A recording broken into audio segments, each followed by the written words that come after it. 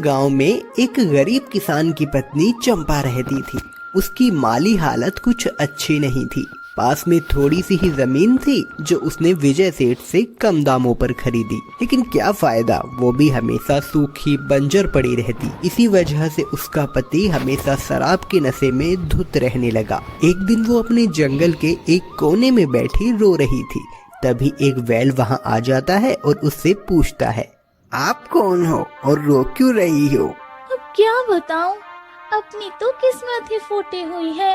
पति तो शराब के नशे में धुत रहता है। ये थोड़ी सी जमीन है तो इस पे कभी कोई फसल ही नहीं उगती। मैं आपकी ये उजड़ी हुई जिंदगी को खुशियों से भर सकता हूँ। बस उसके लिए आपको मुझे अपने साथ लेकर जाना होगा। पर तुम कौन हो और मेरी मदद क्यों करना चाहते हो? हूँ तो जानवर ही, पर सब मुझे लकी बोलते हैं, क्योंकि मैं जहाँ भी जाता हूँ खुशियाँ उस जगह भर जाती हैं। उस समय चंपा बहुत परेशान थी। लकी उसके चेहरे को देखकर सोचने लगता है, वाह लकी, तू तो बड़ा चालाक निकला। आखिर रहने खाने का ठिकाना तूने ढूंढ ही लिया। चंपा उस वक्त हालांकि बहुत परेशान थी। वो लकी बैल को अपने साथ घर लेकर आ जाती है। कई दिन बीत जाते हैं पर कुछ भी अच्छा नहीं होता। तुम तो कह रहे थे तुम हमारे घर आकर सब ठीक कर दोगे। बच्चों को 2 वक्त का खाना भी नसीब नहीं हो रहा। ऊपर से जमीन भी सूखी बंजर हो गई, उस पे फसल उग ही नहीं पाती। अगर ऐसा है तो आपको मेरे साथ आपकी उसी जमीन पर चलना होगा। क्या फायदा, इतनी बार कोशिश की, हर बार मेहनत बेकार ही गई। अब तो उम्मीद ही खत्म हो गई है। लकी किसी तरह चंपा को उस जमीन पर ले जाता है और खेत में बीज बोने को कहता है। आप इसमें इस बार सरसों नहीं बल्कि अनाज बोइए, फिर देखना आप अपनी बंजर जमीन का कमाल। चंपा वैसा ही करती है। दिन बीतने लगे और चंपा और लकी मेहनत से खेतों में काम करने लगे। लकी दिन भर खेत जोतता और रात में थक कर सो जाता। और एक दिन जब चंपा खेतों में गई तो उसकी खुशी का ठिकाना ना रहा, क्योंकि उसकी बंजर जमीन फसलों से लहरा रही थी। ये तो कमाल ही हो गया लक्की, तुमने सच में साबित कर दिया कि तुम्हारा नाम ही लक्की नहीं बल्कि तुम भी लक्की हो। उसके बाद से तो जैसे चंपा और उसके परिवार का जीवन ही बदल गया। लकी चंपा के लिए बहुत मेहनत से काम करता और देखते ही देखते कितना ही समय बीत गया और चंपा का परिवार जो एक एक टुकड़े का मोहताज था, अभी वो गांव के सबसे धनी किसान बन चुके थे। उनकी फसल सबसे महंगी बिकती। उनकी सूखी बंजर जमीन अब गांव की सबसे महंगी जमीन बन चुकी थी। ये सब लकी के दिमाग और मेहनत का ही तो कमाल था। अरे अरे गजब हो गया मालिक, वो शराबी केशव है ना, वो इस गांव का सबसे बड़ा जमींदार बन चुका है। अब आपकी इज्जत गांव में कम हो जाएगी। क्या बक रहे हो हरमान? इस गांव के सबसे बड़े और अमीर जमींदार हम थे और रहेंगे। और वो केशव, वो तो शराब में मस्त रहता है ना, वो कैसे ये सब कर सकता है? ये सब केशव की पत्नी ने किया है सेठ। एक औरत होकर वो हमसे आगे नहीं बढ़ सकती। हम ये हरगिज बर्दाश्त नहीं कर सकते। 1 मिनट हरमन, ये वही जमीन है क्या जो बंजर थी, हमने चंपा को कम दामों पर बेची थी? हाँ हाँ सेठ, वही है। सेठ, आप कहें तो उसकी फसलों को आग लगाकर उसकी जमीन पहले की ही तरह बंजर कर दूं? नहीं नहीं हरमान, मुझे केशव की पत्नी को बर्बाद ही नहीं करना, बल्कि इस गांव का सबसे बड़ा जमींदार सेठ बने रहना है। और इसके लिए मुझे केशव की वो जमीन चाहिए जिसमें मैं और ज्यादा कमाई कर सकूं। सेठ के होठों पर एक गहरी रहस्यमयी मुस्कान आ जाती है, क्योंकि उसके दिमाग में वापस वो जमीन हासिल करने की एक तरकीब पनप चुकी थी। वो सीधा चंपा के घर आ जाता है। लकी बैल भी वहीं मौजूद था। अरे जमींदार सेठ, आप हमारे घर बैठिए ना। जरूर बैठेंगे चंपा, वैसे भी तुम एक समझदार और काबिल औरत हो। मुझे तुमसे एक जरूरी बात करनी थी। कहिए ना।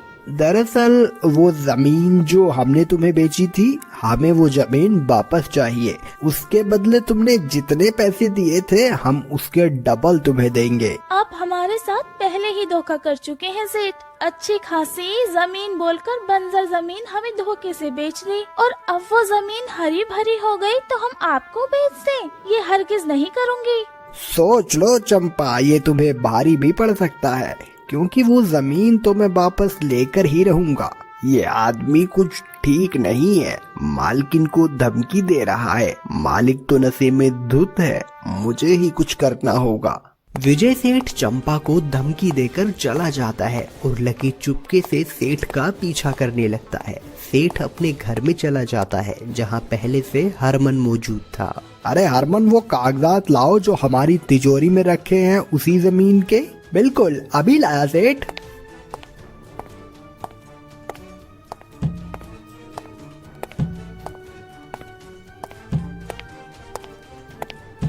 हरमन जैसे ही वो कागजात सेठ को देता है तो सेठ खुश हो जाता है।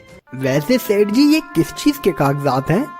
ये उसी तरह जमीन के कागज हैं जो अभी चंपा के पास है। जब मैंने उसे बेची थी तब मैंने उसे असली कागजात नहीं दिए थे, हाँ बनवाए जरूर थे। इसका मतलब ये है कि वो जमीन चंपा से मैं अब भी छीन सकता हूँ। ये तो बहुत चालाक निकला। ऐसे तो मालकिन की जमीन हाथ से चली जाएगी, मुझे कुछ करना ही होगा। लकी सेठ की सोने की प्रतीक्षा करने लगता है और उसके सोते ही धीरे से सेठ के कमरे में घुस जाता है और वो कागजात उठा लेता है। अभी तो ये जमीन तुम नहीं छीन सकते सेठ, क्योंकि ये पेपर मैं मालकिन को ले जाकर देने वाला हूँ। लकी वैसा ही करता है। पहले तो चंपा को सेठ पर बहुत गुस्सा आता है, पर लकी की चालाकी से वो बहुत खुश हो जाती है। अगले दिन सेठ सीधा चंपा के घर आता है और बोलता है, अब तो तुम्हें वो जमीन देनी ही पड़ेगी चंपा, क्योंकि उस जमीन के कागजात तो मेरे पास हैं। कहीं आप इन कागजों की बात तो नहीं कर रहे सेठ? ये तुमने सही नहीं किया चंपा, इसका हिसाब तो मैं जरूर लूंगा। सेठ बहुत गुस्से में निकल जाता है। लकी समझ चुका था कि ये फिर से कुछ करेगा, इसलिए उसका पीछा करने लगता है और सेठ एक खुफिया जगह जाकर अपने आदमियों को इकट्ठा करके कहता है, अगर वो जमीन मेरी नहीं हो सकती तो वो उस चंपा की भी नहीं होने दूंगा मैं, इसलिए उस जमीन की सारी फसलों में आग लगा दो। तुझे इस हालत से घबराना नहीं है लकी, बस खेतों को जलने से बचाना है। लकी सब कुछ जाकर चंपा को बता देता है, जिससे चंपा बहुत घबरा जाती है। वो सेठ बहुत खतरनाक है, हमें ये जमीन उसे दे देनी चाहिए। नहीं मालकिन, कोई कितना भी खतरनाक हो, अगर होशियारी और चालाकी हो तो कुछ भी किया जा सकता है। मेरे पास एक तरकीब है जिससे हम उन्हें रोक सकते हैं। मैं आपको जैसा बोलूं बस आपको वैसा ही करना है। लकी चंपा को कुछ समझाता है और वो दोनों उसी जगह पहुंच जाते हैं जहां उन्होंने पेट्रोल से भरी कैन रखी देखी थी और लकी के कहने पर वो सारी कैन का पेट्रोल एक नाली में बहा देते हैं और उसमें सादा पानी भर देते हैं और जंगल के एक साइड जाकर छिप जाते हैं। कुछ घंटे बाद वो सारे आदमी और सेठ जंगल में पहुंच जाते हैं और वो पानी से भरी कैन जंगल में छिड़क देते हैं और आग लगाने लगते हैं, लेकिन फसल आग पकड़ ही नहीं रही थी। अब ये आग क्यों नहीं लग पा रही? तभी चंपा और लकी उनके सामने आ जाते हैं। तुम कितनी भी चालाकियां कर लो सेठ, पर ये जमीन नहीं छीन सकते। ये चंपा मालकिन की है और उनकी ही रहेगी। अब एक बैल मुझे सिखाएगा?